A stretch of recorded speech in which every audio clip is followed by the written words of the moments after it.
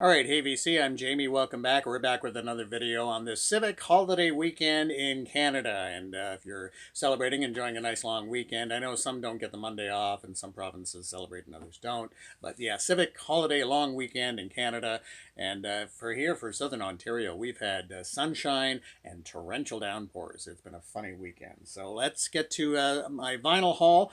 This is mainly a vinyl haul for the month of July. We got some new vinyl off the top, or at least some reissues, and then also then used vinyl as well. So finally took the plunge and picked up Pink Floyd, The Endless River on vinyl. I had picked up the CD box when it came out, and I really enjoy this album. This is reportedly, according to David Gilmour, Pink Floyd's last studio album. Just a beautiful album. This came out in 2014. Now, there's some like it and some don't. Largely instrumental album, which I think people were kind of surprised about, except for the final track, Louder Than Words. But I just think this is just beautiful to listen to. Now, it's, I think, roughly a 50-minute album, so probably could have been squeezed onto a single LP or maybe three sides with an etched side as the final one. But this is a full double album. But always wonderful to listen to. I listen to this quite a bit on CD and now on vinyl. And it's interesting, though, that whenever they presented this album, it was always presented in this fashion in terms of side one, side two, side three, and side four. Even on the CD, even on any DVD audio or Blu-ray audio, it was always presented as this way, which I thought was kind of interesting. But really nice presentation for this. Really nice gloss on the cover. And as I mentioned, so they did release this as a double album. And here's the hype sticker here. Oops, I don't know if you can see that. And very nice in terms of the sleeves. Now, these are hard cardboard sleeves, so I did put in just a plastic sleeve inside to protect it. But we have quite simply that and that. And a nice booklet that comes with this as well. And nice LP size booklet. Beautiful photos.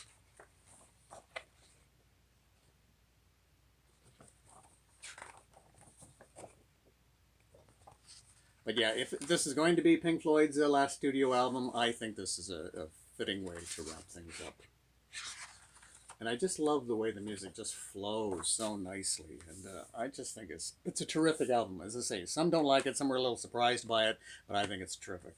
Okay, how about the Beatles? Took the plunge. I've always had this on CD. This is the Beatles' Yellow Submarine song track. So that's different from the soundtrack. So this features all the Beatles songs that were featured in Yellow Submarine, even if it was just a snippet of the song. So this does not include any of the George Martin soundtrack stuff, unfortunately, but as something, as a companion piece to it, the Yellow Submarine song track is quite nice.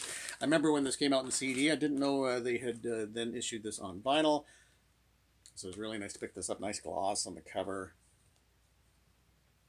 And lots of fun artwork, of course.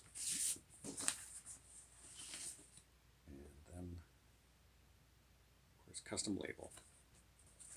Okay, Def Leppard. Fan of Def Leppard, and this is a best of called The Story So Far, the Best of Def Leppard. This is a two-album set. No deep tracks here, pretty much the hits with Def Leppard. But what I do like about this band, or at least the way they release their stuff, is that they really keep the fans in mind. They always give you lots of little extra goodies, and even on this one, there is a 45 that is included. So I did keep the hype sticker there. And again, nice sleeves. So these are not hard cardboard sleeves, so you don't have to put anything inside these, but like that. And then the 45 that is included. It's just, keeping the fans in mind with nice little extra goodies, that sort of thing. So, and the 45 is Personal Jesus Remix and We All Need Christmas.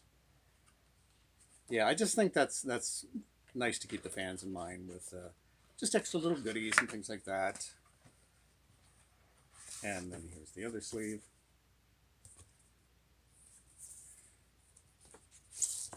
And with the label. So yeah, Def Leppard, as I say, all the hits, or at least most of the hits. There you go. Okay, Robert Johnson. I finally have some Robert Johnson on vinyl in my collection. I have the various CDs that have been released over the years. Now, this is a slightly different. Sony or Columbia had released Robert Johnson, the Centennial Edition. This is pretty much the European version of it, which they called the Complete Collection. So on this, there isn't any, shall we say, bonus tracks or alternate takes. This is pretty much, the Robert Johnson canon spread out over 2 albums. This had been released on CD a few years ago, this version that did contain some alternate tracks, but still really nice to listen to. And as I say, I've had Robert Johnson on CD, and I did pick up the Centennial Collection when it was released on CD, and the sound difference from when they first put out the Columbia collection, or the first Columbia reissue, it's quite a difference. As I say, this is really nice to listen to, and just so nice to have Robert Johnson finally on vinyl in my collection. And picked up Big Star, #1 record, of course, a reissue. And, there's been so much that have been said about this group. And this is a terrific album. Great harmonies. In the Street, that song was used as the theme for That 70s Show. I love the song, The Ballad of El Goodo. There's been so much praise for this band. So this is a reissue. And it's amazing that this band, interesting that this band was on the Stax label, or at least distributed through Stax initially. Okay, let's get to some used vinyl. How about Earth, Wind & Fire, The Best Of, Volume 1. Been coming across some Earth, Wind & Fire recently. I don't know why, for any particular reason.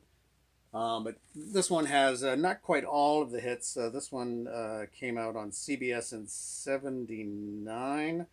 Or 78, so it does have Got to Get You Into My Life, Shining Star, September,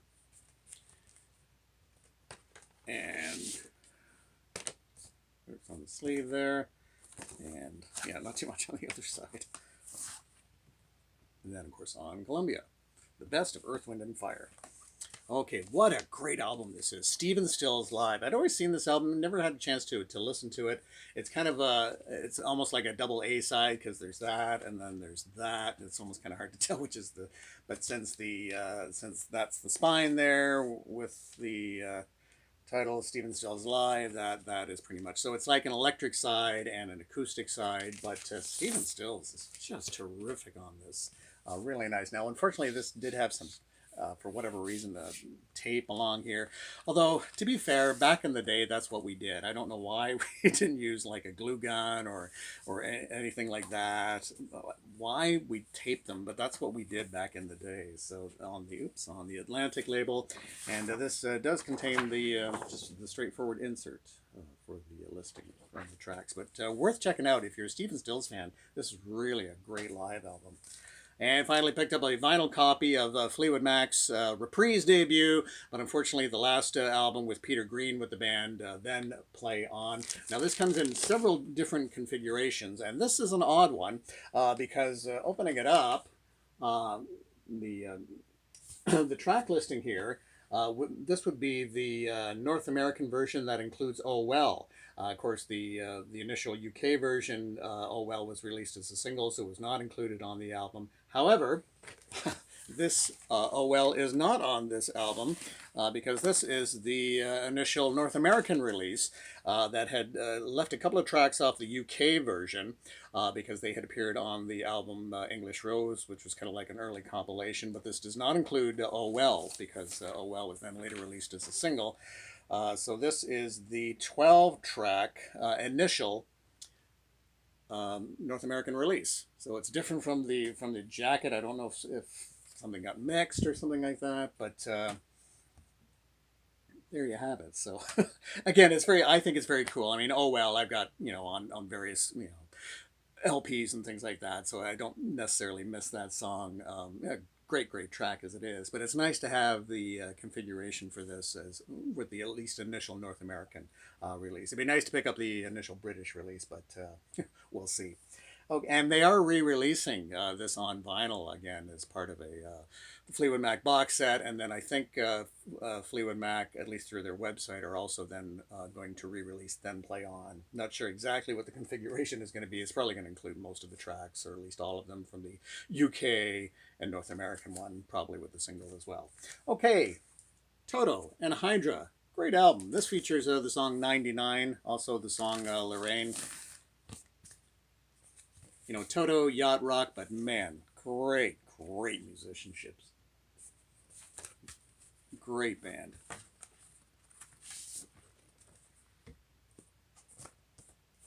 Always smooth to listen to, for sure.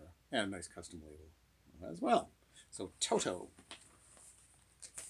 Okay, something a little different. How about Dwayne Eddy and Twangin' the Golden Hits? And this is on RCA Victor.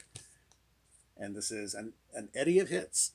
Why not? So this, yeah, pretty much features all the hits. Now, I don't know in terms of for RCA if any of these are re-recorded, at least the early hits, like maybe Rebel Rouser, or Raunchy. That's a possibility, which they often did when they had their independent labels. And then if they went to major labels, they would often re-record their hits. So that is quite likely. And this is on RCA Victor. But always great to have Dwayne Eddy. Okay, Bob Dylan and Nashville Skyline. What an absolutely wonderful album. And I want to thank Judy for taping her name onto the cover.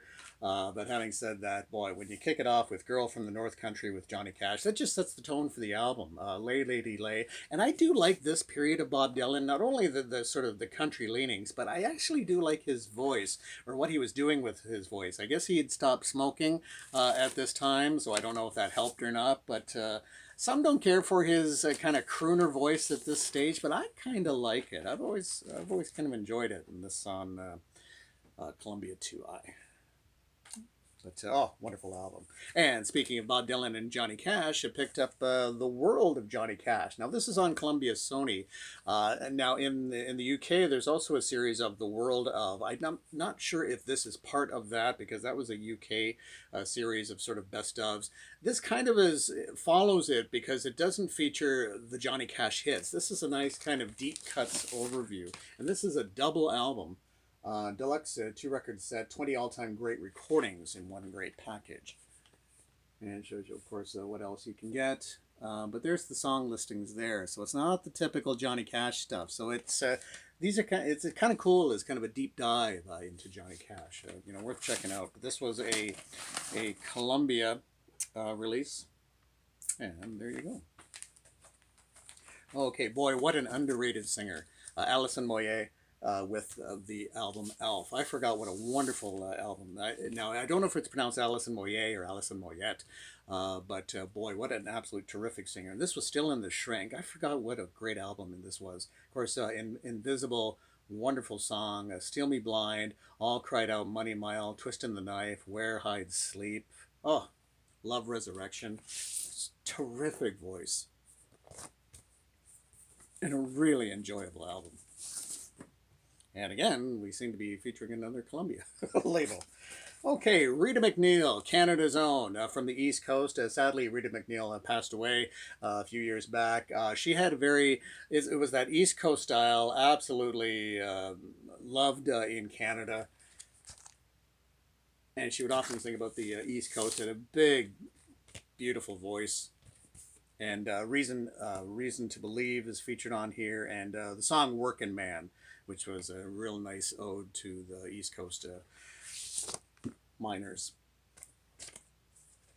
Yes, Rita McNeil. And it's interesting because she was very East Coast based, but did get a major label through Virgin, major label distribution in Canada, because she sold some records for sure. Rita McNeil. She is missed for sure. Okay, Donovan live. This is simply a Donovan in concert, and this came out, I'm not sure, was this 67 when this came out? Very odd cover. I've seen a lot of different configurations of the cover like this, or where they put Donovan in concert, and then they kind of change up the cover, but boy, this is really an enjoyable album. This is kind of now, Donovan's getting into some of his psychedelic leanings. Mellow Yellows featured on this one. Also, there's a mountain on the Simple Yellow Epic label, but worth checking out. And I understand that they have issued this on CD with a lot of bonus tracks, which we'll have to kind of seek out and check out. But Donovan in concert, really nice. Happy to pick that up. Okay, it was a soundtrack, and I thought, well, it's featuring The Edge. Let's pick this up. Overall, really nice.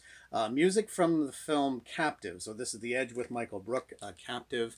And Sinead O'Connor is also featured on the track here. It's atmospheric. It's The Edge from U2. Really an enjoyable album, and also on Virgin. Really soundtrack kind of stuff, but really enjoyable. Okay, and Mike Oldfield. This is the album Airborne, and this is the double album configuration. I have this as a single album, and so this is a double album that features then Incantations, Studio and Live, and then Tubular Bells Part 1, which is it's a different recording from 1979, a really different take on Tubular Bells. This initially was released as an album called Platinum. And then, as you can see, the track listings, it says Platinum, and then the tracks that you have Airborne, Platinum, Charleston, and North Star, Platinum Finale. It was originally released as Platinum, and then for whatever reason, then they changed it to Airborne, and then they also released it as a double album, which this is. But, Michael Oldfield, again, another Virgin record. Okay. The Moody Blues. Can't get enough of the Moody Blues. On the Threshold of a Dream. And this is a wonderful album. Now, this one doesn't have any of the lyric sheet included, so this is definitely a later issue because this is previously released as a DES 18025. But still the gatefold, but this doesn't have the lyric book that had been included, but on the great Durham label. Can't get enough of the Moody Blues. Wonderful. Okay, and Kansas. Audio Visions. And this is, I think it was a Mike Guitar Player who had mentioned on Instagram that this is an underrated album. And this is, love that crazy back cover. And this is another great Kansas album. I have been enjoying finding Kansas on vinyl. Each album has always been, each album's a little different. Each album offers something a little different. I've been enjoying picking up Kansas albums on vinyl and kind of rediscovering that band. Okay, I do now have a vinyl copy of Jimi Hendrix' Rainbow Bridge from the original motion picture soundtrack. So this is not a reissue. This is at least early enough press from it. An odd film, to say the least. Yes, a very odd film, to say the least. But a great soundtrack. And as I recall, it's been a while since I've seen this film. As I recall, I don't think Jimi Hendrix is featured too heavily in the film, but the soundtrack is terrific. Okay, and I was pleased to pick up this because I don't often see The Jam, or at least in the area where I shop for records.